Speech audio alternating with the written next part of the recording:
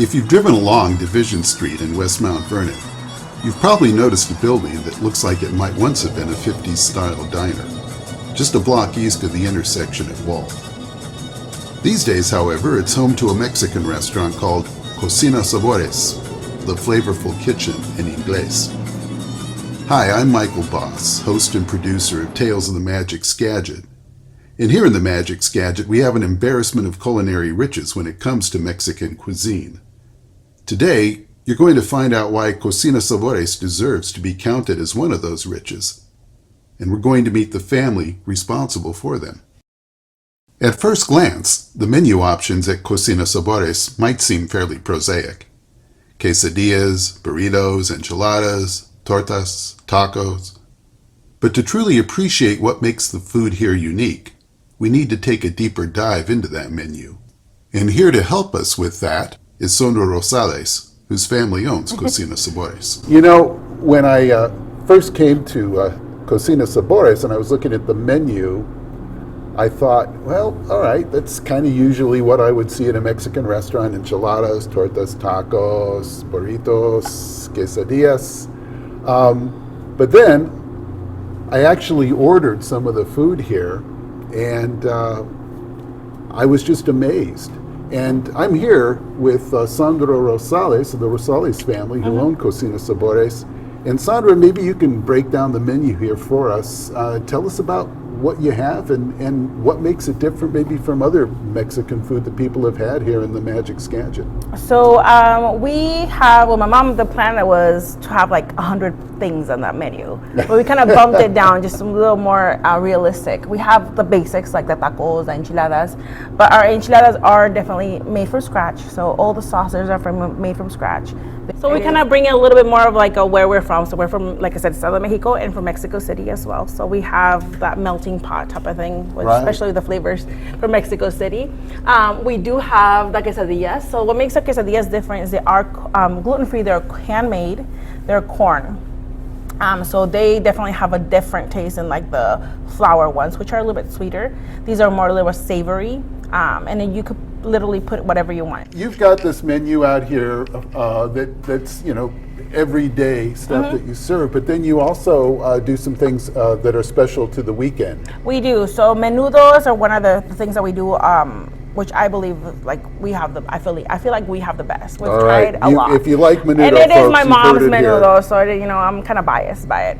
But we do sell that Saturdays and Sunday only, just because we like to have it fresh. So we don't. And we also have barbacoa, which is yes, I've had beef, that here. Yeah, which is also only the weekends.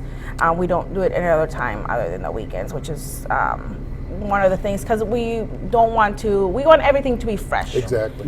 If somebody came here, was just going to be here one time, what would you recommend to them as a signature dish, something that would really give them a good idea of what Cocina Sabores, the Flavorful Kitchen, is all about? I would definitely say the chilaquiles are one of the things. It's something that a lot of people have never heard of. It's it gives them like something that we're unique in that sense, right? And then it is something that's universally in Mexico had in the mornings. Sure. Well, what do you say we go back in the kitchen and see where the magic is happening? And I think your mom's going to prepare some definitely. chilaquiles. Yes, definitely. Oh man, for us to try. I'm hungry. ready. Let's do this. Yeah, we're hungry. All right, let's go. There is one very special ingredient that you'll find in all the dishes at Cocina Sabores, and it can be found back in the kitchen in the form of Sandra's mother, Elma Rosales. So that is the homemade like green salsa. It is not too spicy. You can always make it spicier, just because we all have a different tolerance to spice. And so those, like I said, they're usually for like when you're hungover. You want a little bit, extra spicy on there. So chilaquiles, like I said, chilaquiles. So yeah. Well, somebody asked me how, what is chilaquiles? How would you describe it? And I said, well, I mean, it's kind of like nachos in a way, but that just doesn't do it justice. Like I always think of it like saucy nachos, not cheesy nachos, like saucy nachos. If that makes sense. Saucy nachos. Yeah. So from what my thoughts are, chilaquiles is more of the experience, like the textures. So you have the crunchy chips, like the tostones, I think they're called. So they're not like thin chips; they're thick chips. So they absorb the sauce.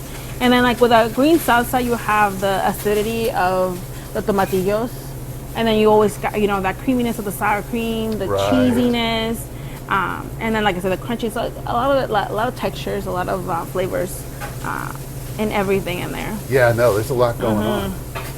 And like I said, chilaquiles is. I remember I was making when I was little in high school.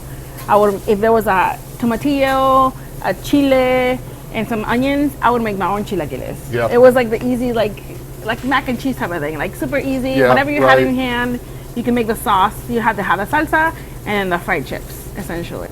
So we have the chips with the salsa. You kind of let it soak a little bit on there, just so that it grabs some of the, the moisture in there. But you don't want to do too much of it because you want them to be crunchy. Then you add, your cheese on there. Ooh. So that it melts. So like I said, that's like kind of like a nacho type of thing. So they're cheesy, but like I said, they're super saucy. So they're delicious. And is this chilaquiles, is it associated with any particular region in Mexico, or is it fairly universal? It's fairly universal. I believe when we were doing this here, I wanted to have like a little blower of that chilaquiles. What I found, most people are pre-Hispanic cultures had them just because of tortillas, like I said, like what do you do with like the old tortillas? Right. Food waste. Right. Yeah. Exactly. You make it something delicious. There you go. And so I believe this, like I said, this is more like Mexico City type of thing that you have. But most of the places, if you're at the rancho, if you're at the city, it's not something that you could be like, it's just street food. It's something you could have at home. It's like home cooking.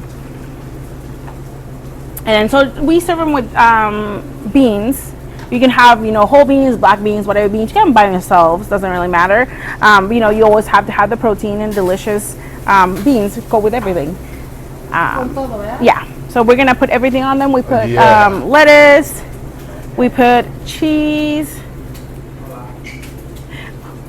We put some tomatoes, some veggies, anything you have at home. We put red onions, and we've got tomatoes on there, and sour cream, which is like, the best thing. Oh my gosh.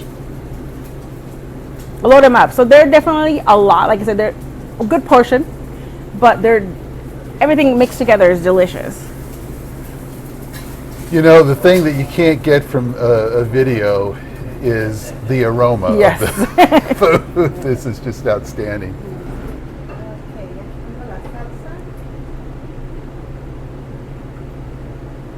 So, Stephanie, I'll let you try it first. So you definitely want to grab a little bit of everything. Okay. Some of the carne, some of the beans, the carnes, the chips. the beans, the chips. I'm just going to grab a little bit of... I like the chips. And like I said, this is gluten-free, so the sauce, there's no gluten in it. So you don't feel tired afterwards unless, you eat a lot of it. Sandra, tell me a little about the history of Cocina Sabores. How long have you guys been here now? So we've been here now 6 years. Wow. I know.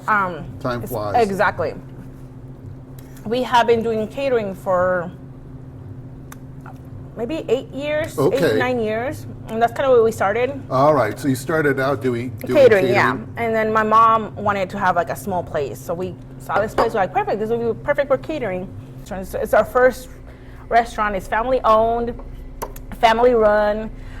So it's been stressful at times, but it's been very, very great, the experience of having this place.